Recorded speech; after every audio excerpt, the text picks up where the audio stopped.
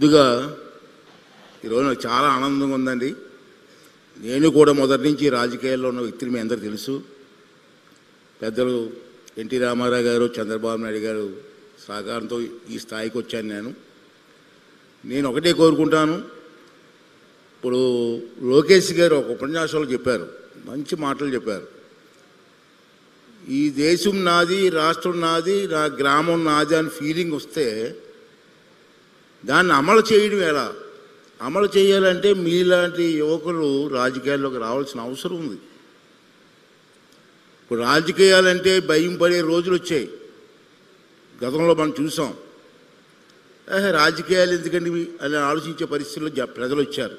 అది తప్పు. మన రాష్ట్రం బాగుండాలి, మన దేశం బాగుండాలి, మన గ్రామం బాగుండాలి. దానికి మన బాధ్యత ఏంటి చెప్పి కూడా మీ యువత ఆలోచించవలసిన అవసరం ఉంది. ఇప్పుడే లోకేష్ గారితో మాట్లాడినప్పుడు పిల్లలంతా చాలా బ్రహ్మాండంగా, నిన్న కూడా వచ్చాను, నేను చూశాను మీ పెర్ఫార్మెన్స్. మాకంటే బ్రహ్మాండం చేస్తున్నారు మీరు. నేను వాస్తవం చెప్తున్నాను.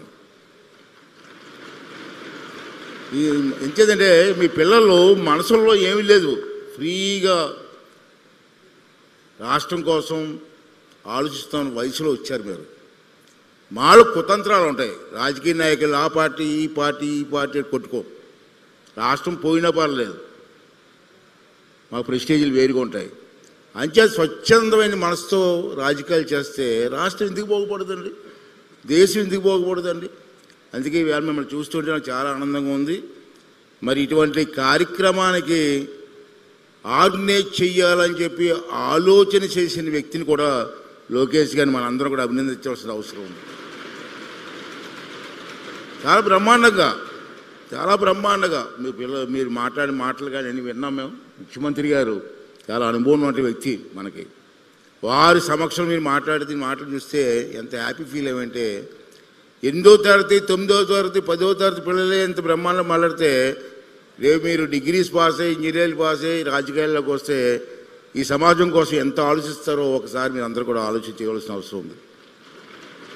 ఈరోజు కార్యక్రమానికి వచ్చినటువంటి మంత్రులు, ఎమ్మెల్యేలు అందరూ వచ్చారు, అధికారులు వచ్చారు, చీఫ్ సెక్రటరీ గారు వచ్చారు. అందరికీ కూడా నా నమస్కారాలు తెలియజేస్తూ, ముఖ్యంగా మరి ఇటువంటి కార్యక్రమం ఏర్పాటు చేసినటువంటి లోకేష్ గారికి నేను కూడా సభాపతిని అవ్వచ్చు, కానీ మంచి కార్యక్రమం చేసింది ఎవరైనా సరే మనం అభినందించవలసిన అవసరం ఉంది. ఒక స్టెప్ ముందు తీసుకొని చెయ్యాలి అని పట్టుదలతో ఈ కార్యక్రమం చేసినటువంటి లోకేష్ గారికి ధన్యవాదాలు తెలియజేస్తున్నానండి. మీ అందరికీ కూడా నా ఆశీస్సులు కూడా తెలియజేస్తాను. ఈవేళ రాజ్యాంగం ఏర్పాటు చేసిన రోజు చాలా పవిత్రమైన రోజు. మన పండగలు ఎలా చేసుకుంటామో మన భారతదేశానికి ఒక పండగ లాంటి రోజు ఇవాళ రాజ్యాంగ నిర్మాణం చేసిన రోజు ఈరోజు.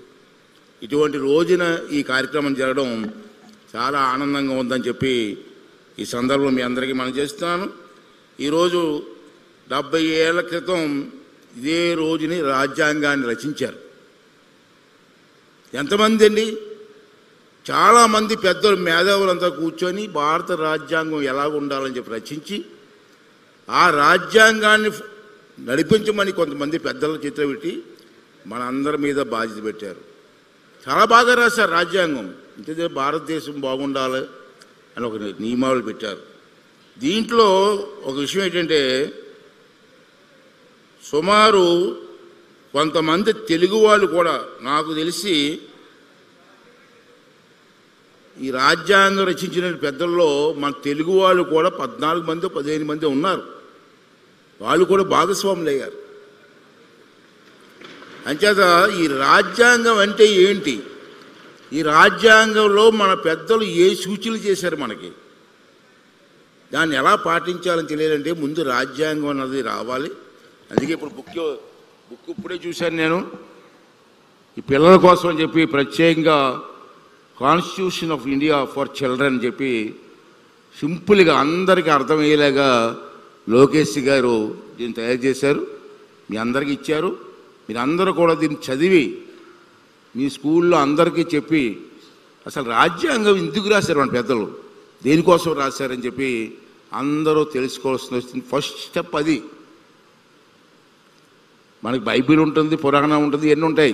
ఎందుకు రాశారు? దాన్ని ఫాలో అవ్వమని. అలాగే మన పెద్దలు ఈ రాజ్యాంగాన్ని రాశారు కాబట్టి దాన్ని ఫాలో అవ్వాల్సిన అవసరం ఉందని చెప్పి నేను మనవి చేస్తున్నాను. అంతేకాకుండా మరి ఈవేళ పెద్దలు ముఖ్యమంత్రి గారు ఉన్నారు. అసెంబ్లీ ఏంటి? అసెంబ్లీ దేనికి? అసెంబ్లీలో ఏం చర్చించాలా? అసెంబ్లీలో బిల్స్ ఎలా పాస్ అవ్వాలా? మన ఫైనాన్స్ మినిస్టర్ గారు ఉంటారు. ఫైనాన్స్ మినిస్టర్ గారు అన్ని సంతకం పెట్టి చెప్పడానికి అవ్వదు. అసెంబ్లీలో పాస్ అవ్వాలి, అసెంబ్లీలో చర్చ జరగాలి, అసెంబ్లీలో ఏ చర్చ జరగాల, ఏ సబ్జెక్ట్ మీద చర్చ జరగాల, దేన్ని ఆమోదించాలని చెప్పి మనందరం కూడా నేర్చుకోవాల్సినటువంటి అవసరం ఉందని చెప్పి మనం చేస్తున్నాను.